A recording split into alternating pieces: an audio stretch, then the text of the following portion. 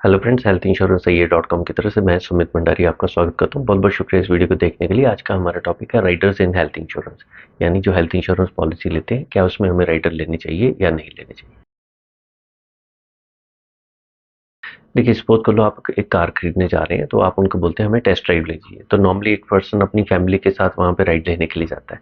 तो उस राइड के अंदर वो हमेशा नॉर्मली आई में 99% चांसेस होते हैं कि वो आपको टॉप मॉडल के अंदर ही आपको गाड़ी में टेस्ट राइड कराएगा। तो जब आप उस राइड को ले लेते हैं, जब उसके फिर आप उनसे पूछते हैं कि भाई इसकी कॉस्ट क्या है, तो वो स्टार्ट करेंगे कि भाई ये 10 लाख की गाड़ी बेस मॉडल है, 11 लाख की ये है और 12 लाख का टॉप मॉडल है जिसके अंदर आपने राइड किया। अब जो 12 लाख की जो उन्होंने गाड़ी में आपको पहले से डेमोस्ट्रेशन दी थी, तो आप उस पर ऑलरेडी सोल्ड आउट हो चुके होते हो, आपको लगता है। तो नॉर्मली वो 12 लाख की गाड़ी के बजाय अगर कोई पर्सन कहता है मैं 10 लाख की बेस मॉडल लेता हूँ, तो उसकी और उसकी फैमिली नॉर्मली उसके ऊपर कई बार मान नहीं पाते। तो उनको लगता है कि नहीं यार चलो ठीक है, एक ही बार गाड़ी लेनी है तो बड़ी पॉलिसी 1-2 लाख की बात है, धीरे धीरे ईएमआई के थ्रू 1 साल ईएमआई और दे देंगे। तो ऐसे एक कंज्यूमर फंस जाता है। तो ऐसी हेल्थ इंश्योरेंस पॉलिसी क्या होती है?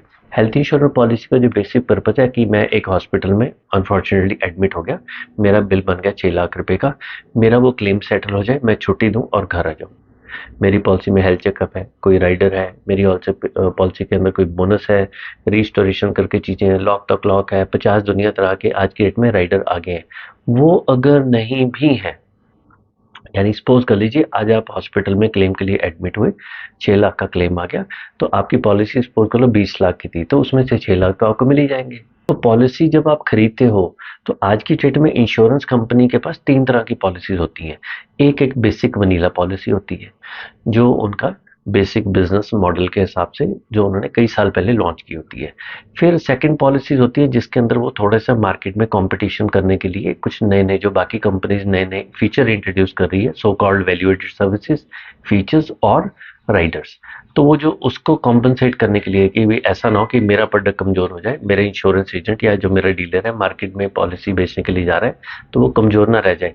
तो इसके लिए उनको मजबूरी में कुछ राइडर्स या इस टाइप के फीचर पॉलिसी में ऐड करने पड़ते हैं। अब वो कंट्रोवर्शियल इशू है कि वो हमें चाहिए या नहीं चाहिए। तीसरा, कुछ कंपनियां मार्केट के अंदर बहुत ज्यादा पैसा फेंकती हैं और मार्केट का एक नैरेटिव ऐसे सेट करते हैं, जब आप पॉलिसी लेने के लिए जाते हैं तो बहुत सारे फाइनेंशियल इन्फ्लुएंसर को पैसा देके बार बार ये कहलाया जाता है कि ये पॉलिसी लेने के लिए ये चेकलिस्ट होती है, आपको ये पॉलिसी लेते हुए 10 चीज़ों का ध्यान रखना चाहिए। हमें कंसल्टेशन के लोग कांटेक्ट करते हैं, पहला आधा घंटा तो हमारे उनके ये फालतू की चीज़ों के ऊपर ही चले जाते हैं। उन्हें बहुत सारा उनके माइंड में कचरा घुसा होता है, वायरस घुसा होता है, रॉन्ग इन्फॉर्मेशन होती है, मिस इन्फॉर्मेशन होती है, प्रोपेगेंडा होता है कि उनके माइंड से पहले उनको ये लगता है कि ये चीज़ें हमारे लिए ज़रूरी है। ठीक है। तो ये जो इस टाइप की कुछ कंपनीज जिनका इस टाइप से नैरेटिव सेट किया जाता है, तो उनके अंदर दो चीजें कॉमन होती है। एक तो उनकी पॉलिसी बड़ी महंगी होती है। क्यों? उन्होंने एडवर्टीजमेंट फाइनेंशियल इन्फ्लुएंसर को बहुत सारा पैसा दिया है। वो कौन दे रहा है? उनकी पॉलिसी का प्रीमियम हाई होगा, तो यानी कस्टमर की जेब से वो पैसा जा रहा है। दूसरा, ऐसी पॉलिसी जब कस्टमर के माइंड में ऐसे बैठ जाता है कि ये 2-3 कंपनी के प्रोडक्ट अच्छे हैं, तो वो पहले से बायस हो जाता है। तो उसके अगर वो 20,000 की जगह 25,000 भी प्रीमियम कर देंगे तो आप उसको बाय करेंगे। तो आप ये मान के चलिए, मैं रिपीट करता हूँ, ऐसी जो पॉलिसीज होती हैं जिसको आप बार बार देखते हैं, जो लोग हर एक जगह उसकी पॉपुलराइजेशन करते हैं, मशहूर होती हैं पॉलिसीज, उनका प्रीमियम हमेशा ज़्यादा ही होता है। तो इस टाइप की जो पॉलिसीज होती है, इसके अंदर हमेशा आपका प्रीमियम हायर साइड पे होगा और आप हर एक जगह पे देखोगे ज़्यादातर लोग उन्हीं पॉलिसीज को कंपेयर कर रहे हैं, उन्हीं की पॉलिसी की बढ़ाई कर रहे हैं। राइट। तो क्योंकि उसके अंदर इंसेंटिव है, जो कमीशन स्ट्रक्चर है वो आपको नहीं मालूम। आज आप एक पॉलिसी ले रहे हो, आपको मालूम है हेल्थ इंश्योरेंस के अंदर जो प्रीमियम के अंदर आपका कमीशन होता है एक इंश्योरेंस एजेंट का, वो 5% से 30-40% तक जा सकता है। तो आपको नहीं मालूम ना कि आपने एक पॉलिसी ली है जो महंगी शायद इस वजह से है, उसके अंदर इंसेंटिव बहुत ज्यादा मिल रहा है। तो जो ये राइडर्स होते हैं आज की डेट में, किस टाइप के इंश्योरेंस कंपनी राइडर को प्रमोट कर रही है? सबसे जो कॉमन राइडर आपको कहा जाता है कि भाई आप अपनी पॉलिसी के अंदर एनी रूम रेंट कैटेगरी ले लीजिए, उसके लिए एक राइडर ले लीजिए, या हमारी पॉलिसी में ऐसा ही है। देखो, जो एनी रूम रेंट का मतलब क्या हुआ, आपको 20-25 हजार रुपए का रूम मिलेगा। मुझे क्या लगता है कि 99.9% केसेस के अंदर सिंगल प्राइवेट रूम हॉस्पिटल में सफिशिएंट रहता है। फिर आपको इंश्योरेंस एजेंट ये बोलता है कि भाई सर सिंगल प्राइवेट रूम अगर नहीं मिल रहा तो क्या करोगे? तो भाई हिंदुस्तान में 30-40 साल पहले वार्ड ही होते थे सारे हॉस्पिटल में, और सरकारी हॉस्पिटल में इलाज होता था। आपके पास ऑप्शन है, आप सिंगल प्राइवेट रूम से नीचे आके डबल शेयरिंग भी ले सकते हो, 3 शेयरिंग भी ले सकते हो, और वार्ड भी ले सकते हो। हॉस्पिटल कोई लग्जरी नहीं है। लेकिन अगर आप इस टाइप के नैरेटिव में चले जाओगे कि मैं एक राइडर लेके एनी रूम रेंट ले लेता हूँ, ठीक है, 10 साल में एक क्लेम आना है, उसके लिए वो इस टाइप का राइडर लेके जो आपने इतना बड़ा रूम ले लिया है, इतने रूम की कैटेगरी ले लिया, पता नहीं जिंदगी में यूज करोगे नहीं करोगे। और इंडिया में 95 टू 97 हॉस्पिटल के अंदर परसेंट हॉस्पिटल के अंदर सिर्फ सिंगल प्राइवेट रूम ही अवेलेबल होता है, उनका सिंगल प्राइवेट रूम ही डिलक्स रूम होता है।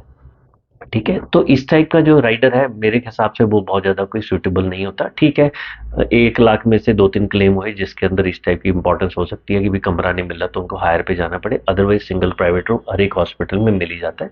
तो आपकी जो एक्चुअल में रिक्वायरमेंट होती है कि कम से कम सिंगल प्राइवेट रूम ले, हाँ ज्यादा से ज्यादा आप उसके ऊपर जा सकते हो तो डीलक्स ले लीजिए, अदरवाइज एनी रूम कैटेगरी पे जाना तो बिल्कुल ही बेवकूफ़ी है। इंश्योरेंस के अंदर उन चीज़ों पे खर्चा करिए, अगर आपके पास इंश्योरेंस पॉलिसी नहीं है तो जो आप अपनी जेब से खर्चा करें वो इंश्योरेंस पॉलिसी के अंदर से टारगेट करो कि भाई मेरे को, अगर आपके पास इंश्योरेंस पॉलिसी नहीं है, हॉस्पिटल में गए वो कहते हैं सर 2 लाख का खर्चा है, सिंगल प्राइवेट रूम नहीं अवेलेबल है, तो आप उसको बोलो मुझे लग्जरी चाहिए। 99% लोग कभी नहीं चाहते लग्जरी में। ठीक है, आज की डेट में कुछ लोगों के पास पैसा आ गया है वो ऐसा कर सकते हैं, पर ज़्यादातर लोगों के पास मिडिल क्लास फैमिलीज के अंदर बहुत ज़्यादा पैसा होता नहीं है। दूसरा, बहुत ज़्यादा राइटर आज की डेट में प्रमोट किया जा रहा है कि आप नॉन कंज्यूमेबल हो। हमारा पिछले 15-17 साल का एक्सपीरियंस है कि जो ये नॉन कंज्यूमेबल होता है, इंडिया में 7-8 कंपनी है जिनकी मार्केट के अंदर कस्टमरी और रीजनेबल चार्जेस की वजह से इस टाइप के पैसे काटते हैं। अदरवाइज मेजॉरिटी कंपनीज के अंदर नॉन कंज्यूमेबल का जो पार्ट होता है वो एक बड़ा अप्रोप्रिएट अमाउंट रहती है, 1-2% ही होता है। ज़्यादातर केस के अंदर सपोज करो आपका 1 लाख का क्लेम आया, 1000-2000 रुपये आपके क्लेम में से जाएंगे। तो कुछ लोगों की ऐसी शिकायत होगी कि भी ये नॉन कंज्यूमेबल राइडर अगर हम ले लेते हैं तो क्या पूरा पैसा मिल जाएगा? नहीं, फिर भी पूरा नहीं मिलेगा। अगर आप रिइंबर्समेंट में जाएंगे फिर भी पैसे कटेंगे। ये अपने इंश्योरेंस एजेंट से समझिए। अगर आपका इंश्योरेंस एजेंट कह रहा है कि आपने नॉन कंज्यूमेबल राइडर ले लिया, आपका सारा का सारा पैसा मिल जाएगा, ये बिल्कुल गलत है। ऐसा कुछ नहीं होता। अगर इन्फ्लेट किया गया बिल वो आपको अपनी जेब से पे करना पड़ेगा। नॉन कंज्यूमेबल सिर्फ जो बहुत ज़्यादा सर्जरीज या मल्टीपल लॉन्ग टर्म की हॉस्पिटलेशन है वहीं पे जरूरत होती है। अभी हमारे क्लाइंट है, उन्होंने एक बेसिक सी पॉलिसी ली हुई है, 48,000 का उनका नासिक के अंदर क्लेम आया डेंगू का, सिर्फ 500 रुपये जेब से गए हैं, वो भी रजिस्ट्रेशन के चार्जेस थे। अभी हमारे क्लाइंट का 5.5 लाख की पॉलिसी थी, बड़ी बेसिक सी पॉलिसी, उनका 4.5 लाख रुपए का खर्चा हुआ था नानावती करके हॉस्पिटल में। 1 रुपया भी उनको अपनी जेब से नहीं देना पड़ा। मेरा अपना प्रैक्टिकल एक्सपीरियंस, अगर आप कैशलेस फेस्ट लाते हो तो ये राइडर वाइडर लेने की जरूरत नहीं पड़ती। बट मार्केट में नैरेटिव ऐसे दिया जाता है कि मैं कई बार इंश्योरेंस एजेंट के सेल्स मैनेजर से कई बार बात होती है तो वो खुद हमें बोलते हैं, ऐसी मिस इन्फॉर्मेशन देते हैं कि सर कंज्यूमर आप ये राइडर अपने क्लाइंट्स को रिकमेंड करिए कि जिसके, क्योंकि आजकल जो बिल आते हैं उसके अंदर 10% अमाउंट नॉन कंज्यूमेबल की बनती है। इम्पॉसिबल है, ये फालतू की चीज़ है, मिस इन्फॉर्मेशन है। अगर आपकी पॉलिसी में नॉन कंज्यूमर का राइडर नहीं है तब भी आपकी लाइफ बढ़िया निकल सकती है। ये मैथमेटिक्स है। क्लाइंट अपने, अगर आपका इंश्योरेंस एजेंट प्रोफेशनल है तो वो कभी भी आपको ये राइडर वाइडर रिकमेंड नहीं करेगा, क्योंकि ये जो राइडर होता है ये एक एब्सोल्यूट अमाउंट नहीं होती, ये परसेंटेज में होती है। आप आज आपका प्रीमियम 20,000 रुपये है राइडर के लिए, तो आपका प्रीमियम 22,000 रुपये हो गया, 10% दिए। कल को आपका प्रीमियम 50,000 होगा, हर एक साल 5,000 रुपये देना पड़ेगा। कल को आपका प्रीमियम बुढ़ापे में जाके 1 लाख 2 लाख का होगा तो आपकी जैसे 10,000 20,000 रुपये जाओगे तो आप दे नहीं पाओगे इन चीज़ों को। ये शौक शौक की जो चीज़ें होती है ये 40-45 की एज तक ही अच्छी लगती है। उसके बाद जब आपकी जिम्मेवारियां बढ़ जाती हैं, मार्केट में रिसेशन आ गया, बच्चों के खर्चे आएंगे, सबसे पहले आप इंश्योरेंस कंपनी से खुद ये राइडर को हटाओगे। ठीक है, तो ये जो आज की डेट में कंपनीज कुछ ऐसे टाइप के राइडर देने लगी हैं कि हम आपको अनलिमिटेड सम एश्योर्ड दे देंगे, इतना ज़्यादा बोनस दे देंगे, तो अगर एक सिंपल सी बेसिक पॉलिसी लेते हैं वो भी सफिशिएंट होती है। मेरे 99% जो क्लाइंट है उनको हमने ना, मेरी अपनी पॉलिसी जो ली है ना मैंने अपने किसी क्लाइंट की पॉलिसी में, मैं कभी भी रिकमेंड करता नहीं कोई राइडर देने की जरूरत है। ठीक है, और ठीक है, एक आधा केस ऐसा हुआ था कि पीछे किसी का क्लेम के अंदर 10-12 हज़ार रुपये का नॉन कंज्यूमर बना था तो उनको अपनी जेब से पे करना पड़ा। वो भी केस था कि हॉस्पिटल ने बिल ज़्यादा बनाया था और क्लाइंट ने उस बिल को चेक नहीं किया था। राइट, तो प्रैक्टिकली क्या था, अगर आप अपने हक के लिए लड़ते हो, सपोज कर लो आपके पास राइडर नहीं है और आपके पास इंश्योरेंस पॉलिसी भी नहीं है, आपके हॉस्पिटल में बिल मिल गया ₹1,00,000 का, उन्होंने 1,10,000 रुपये उसको इन्फ्लेट करके बना दिया, तो आप अपनी जेब से देके आओगे? अगर आपके पास वो देने को पैसा है तो बिना राइडर के भी आपका काम चल जाएगा। तो 99.9% केसेस के अंदर किसी भी तरीके का आपको पॉलिसी के अंदर राइडर वाइडर लेने की जरूरत नहीं पड़ती। ऑन एन एवरेज 5-10 साल में एक क्लेम आना है। अगर राइडर नहीं लेते तो ये भी तो देखा ना, वो पैसा आप परसेंटेज में दे रहे हो, तो अगले 10 साल में कितनी जेब से आपसे पैसा जाने वाला है। 3-4 साल के अंदर इंश्योरेंस कंपनी वैसी प्रीमियम रिवाइज करती है। तो ये जो राइडर वगैरह अगर आप लोगे मेडिकल इन्फ्लेशन के हिसाब से, तो at the end of the day, चाहे आप राइडर लो चाहे ना लो, आपको कोई लॉन्ग टर्म के ऊपर किसी तरीके का कोई फर्क नहीं पड़ेगा। ठीक है। कुछ बेस्ट प्रैक्टिसेस होती हैं, उनको आप क्लेम के टाइम पे फॉलो करिए, नहीं तो आप अपने इंश्योरेंस एजेंट जो आपका सर्विस प्रोवाइडर, उससे बैठ के समझिए कि क्लेम के टाइम पे किन चीज़ों का ध्यान रखता है, ताकि मुझे ज़्यादा से ज़्यादा पैसा मिल जाए। राइट। अदरवाइज मेरा ऑन एंड एवरेज पिछले 15-17 साल का एक्सपीरियंस है कि सिर्फ 7-8 ही इंडिया के अंदर ऐसी कंपनी है जिसके अंदर ये राइडर की शायद जरूरत है, क्योंकि वहां पे पैसे वैसे ही बहुत सारे काटते हैं। ठीक है। अदरवाइज मेजॉरिटी कंपनीज के अंदर तो ये राइडर वाइडर की जरूरत पड़ती नहीं। आजकल इंश्योरेंस इंडस्ट्री बहुत एडवांस हो चुकी है, टेक्नोलॉजी इतनी आ चुकी है, तो अगर आप बिना राइडर के भी, कोई सी भी राइडर के बिना भी पॉलिसी ले लेते हैं, तो आपकी पॉलिसी फैंटास्टिकली काम करेगी। और इस चीज़ के बारे में हम लोगों ने पहले भी बहुत सारे वीडियो बनाए हुए हैं, तो कोशिश करिए इस चीज़ को समझिए। मैथमेटिक्स जाइए, मैं आपको हिंट दूंगा, मैथमेटिक्स के ऊपर जाइए, हिसाब लगाइए कि अगर ये राइडर ले रहे हैं तो अगले 20 साल में आपकी जेब से कितना पैसा जाना है। और मैक्सिमम लोगों की ग्रुप इंश्योरेंस वगैरह होती है, तो मैक्सिमम क्लेम तो उन्होंने ली है, this is your plan B. तो इतनी ज़्यादा सुपर लोडेड पॉलिसी लेने का कोई लॉजिक ही नहीं है। अगर किसी के पास एक बेसिक सी पॉलिसी है 5 लाख, 10 लाख, 25 लाख, 50 लाख, 1 करोड़ की, वो आपके ऑलमोस्ट हर एक तरह के सिनेरियो को कवर कर लेती है। तो मेरी हम्बल सजेशन है, किसी भी तरीके के राइडर के पीछे मत जाइए।